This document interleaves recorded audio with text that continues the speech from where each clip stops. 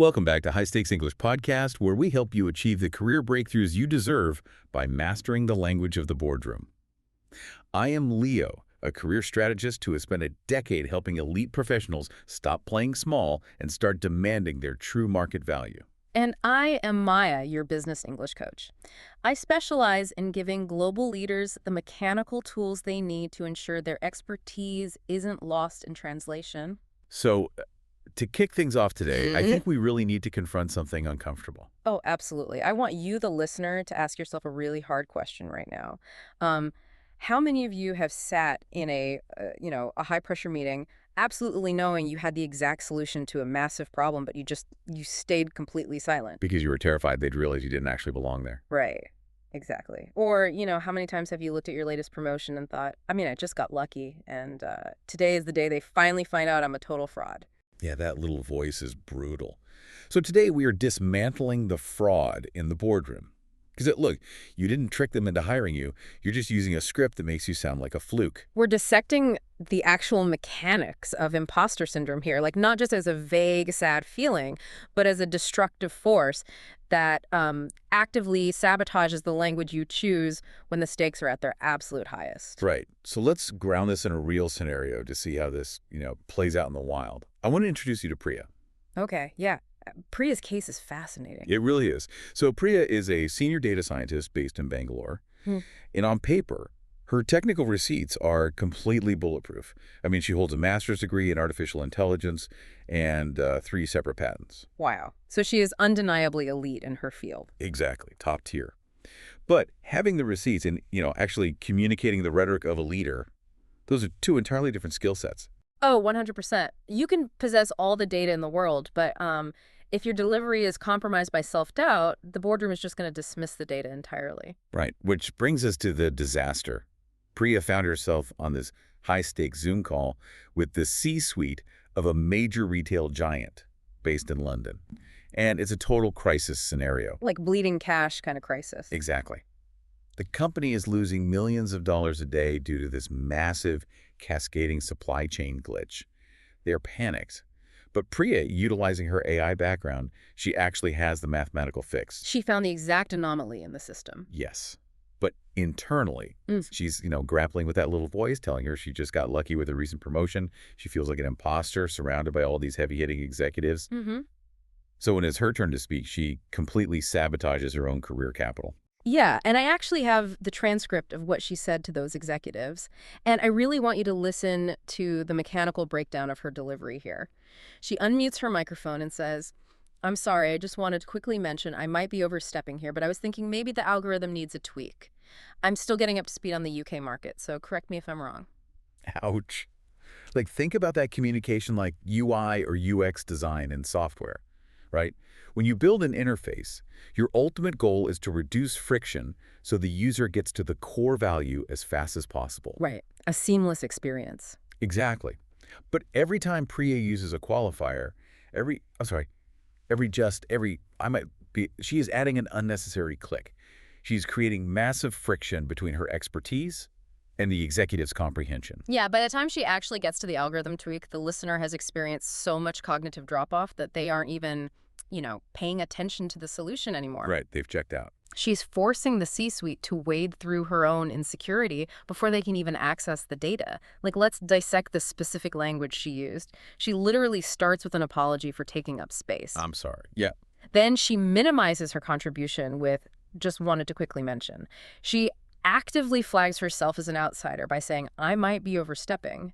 And then she ends by practically begging them to dismiss her entirely with, "correct me if I'm wrong." It's just painful. And look, the London executives do not pull up her resume in that moment to remind themselves of her 3 patents. No, of course not. They process that heavy linguistic friction as a mechanical lack of confidence. Period. Her solution is ignored, the meeting ends in a stalemate, the company continues to bleed money, and Priya's ROI in that room is completely zeroed out. She possessed the solution to a multi-million-dollar problem, but she sounded like an intern asking for permission to speak. Exactly. It's a massive strategic misalignment between actual competence and linguistic presentation. But, it is so vital to understand that this feeling of being a fraud, It's not just a mid-level management issue. Some of the most brilliant minds in history suffered from this exact phenomenon. Really? Like who? Well, Maya Angelou, for one, even after writing 11 books and winning countless awards, she admitted she constantly feared someone was going to knock on her door and say the jig was up. Wow.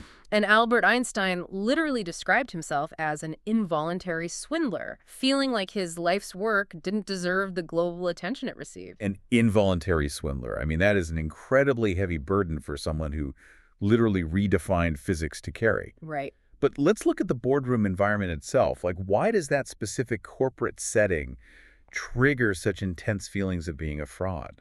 It really comes down to a psychological mechanism called pluralistic ignorance. In a high-stakes corporate environment, vulnerability is historically punished. Oh, absolutely. So to survive, every executive builds this layer of professional armor. You sit at that mahogany table and you are intimately aware of your own internal panic, right? Your racing heart, your doubts. But when you look around, you don't see anyone else's internal panic. You only see their external armor. So you end up comparing your messy internal reality to their polished external presentation.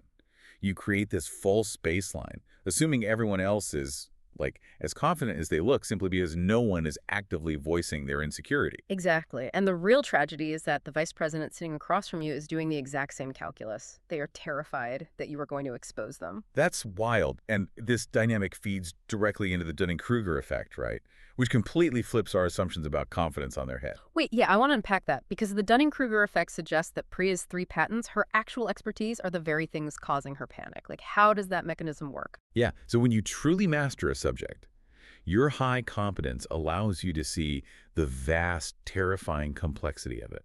You understand all the variables, the edge cases, and you know exactly how much you still don't know. Right. The more you know you don't know. Exactly. That awareness breeds caution and self-doubt. Amateurs, on the other end of the spectrum, they lack the baseline knowledge required to even recognize their own blind spots. They don't see the variables, so they speak with absolute blinding conviction. Oh, wow. So the people with the actual solutions are whispering through this layer of qualifiers while the people who have no idea what they're doing are shouting with absolute certainty. Yes. And the hammered truth here, from a strategy perspective, is that uncertainty is an expensive corporate waste. When you use qualifier language in a C-suite crisis, you are not being polite or collaborative, you are being inefficient. You are creating operational drag when the company requires immediate execution. I always compare it to a surgeon. Imagine a surgeon pausing mid-operation to ask the patient if they feel like having their appendix out. Right, that would be absurd. Exactly. The boardroom demands certainty, not politeness. Okay, so let's move into how we structurally fix this. Because the first major mistake professionals make is waiting for external validation. Oh, the trap of waiting for the tap on the shoulder. Yes. They listen to that little imposter voice that tells them to walk on eggshells. They think, if I just stay quiet and put my head down, my work will speak for itself. Yeah, and let me tell you, the market does not reward quiet competence. It rewards visible impact. If you wait for the C-suite to give you permission to be an expert, you will literally be waiting until retirement. So the mechanical solution to this is killing the qualifier language. You must execute what I call the authority pivot. Okay, what does that look like? This requires you to delete the person from the sentence, meaning yourself, and lead exclusively with the insight. So show me how Priya should have engineered that Zoom call using the pivot. Well, instead of saying, I think maybe the algorithm needs a tweak, which, centers the sentence entirely on her own fragile opinion, she executes the authority pivot. She deletes, I think, and replaces it with the data. Okay. She unmutes and says, the data shows a critical flaw in the algorithm. Here is the adjustment required to stabilize the supply chain. Boom. It completely changes the center of gravity in the room. The friction is just gone. Right, because it forces the executives to argue with the data, not with Priya's feelings. But there is a crucial nuance here. Executing the authority pivot is not about becoming an aggressive table-pounding dictator. Right, we aren't telling people to be jerks. Exactly. True executive presence balances gravitas with emotional intelligence. You don't need to put on a fake persona or wear power suits. You simply need to eliminate the hesitant language. Let's actually define gravitas mechanically, because it gets thrown around as a corporate buzzword all the time. Gravitas is simply high competence combined with low reactivity. It's a shift in focus. You're moving from self-consciousness, which asks, Do they like me? Am I sounding too aggressive? To impact consciousness, which asks, will this data point solve the millions of dollars this company is losing today? That is such a critical shift. Yeah, when you anchor yourself to the impact, the imposter syndrome evaporates because the moment is no longer about your ego. It's about the mission. And that intense focus on self-consciousness leads perfectly into the second major mistake professionals make, which is over-explaining to try and prove your worth. Oh, man. Imposter syndrome makes professionals overcompensate so badly, they feel like they don't belong, so when they finally get the floor, they just ramble. They really do. They unleash a tidal wave of jargon and justifications, desperately trying to prove to the room that they deserve their seat at the table. And, ironically, over-explaining destroys your authority faster than staying silent. It signals absolute panic. It tells the room you are trying to convince yourself just as much as you are trying to convince them. So the countermeasure to this is solution 2. Mastering executive silence. Mechanically, this is the power of dropping a hard truth, delivering your data, and then simply stopping. Just dead air. Yes, you have to own the dead air. Nervous speakers are terrified of silence. They view it as a void that must be filled with apologies or, like, nervous laughter. But true executives use silence as a linguistic tool to let the statement land. You adopt the boardroom mantra, be Yeah. prepared, be bright, be quick, be gone. If you are given 15 minutes to present, you take 10. You deliver the unvarnished insight, say 5 minutes for questions, and you move aside. When you stop talking, you force the room to metabolize your data. Owning that silence is incredibly effective, but it requires massive physical discipline. Standing in the middle of a high-stakes boardroom and just letting the air hang is terrifying if your biology is screaming at you to run away. Right. If my nervous system is actively flooding my body with adrenaline and telling me I am in mortal danger, how do I actually execute that silence without just crumbling? Well, we have to move beyond language for a minute and look at the nervous system. Before you ever open your Zoom app or walk into that room, you must align your physical vessel. Okay, biology hack time. Exactly. The foundational research here comes from social psychologist Amy Cuddy on nonverbal behavior. Her work proves that our bodies don't just dictate how others perceive us, they literally govern the neurochemistry of our own brains. So break down the actual mechanism for me. Like, what is happening inside the body when you change your posture? When you compress your body, hunching over a phone, crossing your arms, making yourself small, you are signaling to your evolutionary nervous system that you are under threat. Your amygdala, the fear and reactivity center of the brain, just lights up. Makes sense. But when you adopt a high-power, expansive pose, like standing with your hands on your hips, the classic Wonder Woman pose, taking up physical space, you stimulate the vagus nerve. You send a mechanical, biological signal to your brain that the environment is safe. Okay, but what's the measurable impact of that signal? Like, if a professional takes 2 minutes in a private bathroom stall before a pitch to stand in an expansive pose, what is the actual ROI on their neurochemistry? The chemical shift is staggering. 2 2 minutes of expansive posture increases testosterone by 20%. That is your dominance and assertiveness hormone. Wow. And simultaneously, it drops cortisol, the hormone responsible for stress reactivity, by 25%. You are literally moving brain function out of the panicked amygdala and into the prefrontal cortex where logic, strategy, and execution live. That's incredible because you don't just want high testosterone. Right. That makes you dominant but highly reactive to stress, which leads to the nervous over-explaining we just talked about. Exactly. You want the assertiveness without the panic. High testosterone and low cortisol is the exact hormonal profile of effective, high-power leaders. You prepare the physical vessel so that the linguistic mechanics, the authority pivot, the executive silence, they come naturally. You don't fake it till you make it. You fake it till you become it. You are actively rewiring your brain's capacity to handle the stress of the boardroom. Right.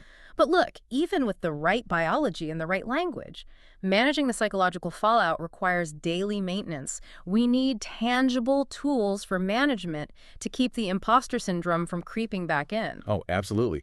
Because you cannot combat imposter syndrome with positive thinking or generic affirmations. Feelings are completely fickle. If you try to fight a feeling with another feeling, you will lose every time. Right. You have to overrule feelings with math, and the management tool for this is the executive value folder. You have to audit your return on investment weekly. And there is a brilliant story from the psychological research that illustrates this perfectly. So there was this highly competent lab scientist who constantly blamed herself every time an experiment failed.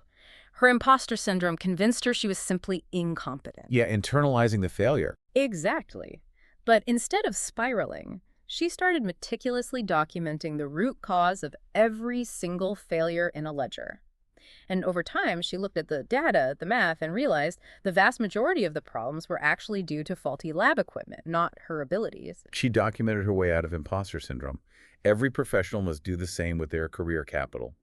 You build a secure folder where you meticulously document your wins, the specific revenue you've protected, the operational efficiencies you've engineered. When that internal voice tells you that you are a fraud, you do not argue with it. You open the folder and you look at the math. You anchor your authority in undeniable documented reality. Yes. And once you have anchored your authority in reality, you need a mechanism to transition that confidence into the actual meeting. This is the authority affirmation. Okay, what's the script for that? It's a 3-sentence template you use to negotiate with yourself before you ever negotiate with the C-suite. Before the call, you use specific what and how questions to establish your own value. You ask yourself, what problem am I here to solve? What data do I own in this space? And how does my insight protect the company's bottom line? I'm kind of stuck on this idea of an affirmation, though. If I'm already feeling like an imposter, answering 3 questions before a call feels like I'm just lying to myself on a Post-it note. Like, how does this actually override my biology? Well, it's not positive thinking, it's cognitive priming. By forcing your brain to answer targeted, data-driven questions like, what data do I own? Yeah. You are actively engaging the prefrontal cortex. You are preloading the logic center of your brain before the amygdala can hijack your nervous system. Ah, I see. If you do not negotiate your value with yourself first, you will walk into the room seeking permission to exist from the executives. You'll be accommodating and apologetic. But if you execute this prep work, you walk in as a peer offering a concrete solution, a win-win posture. Man, that's powerful. All right. We have covered the psychology of why you feel like a fraud, the biology of how to calm your nervous system, and the linguistic strategy to command the room.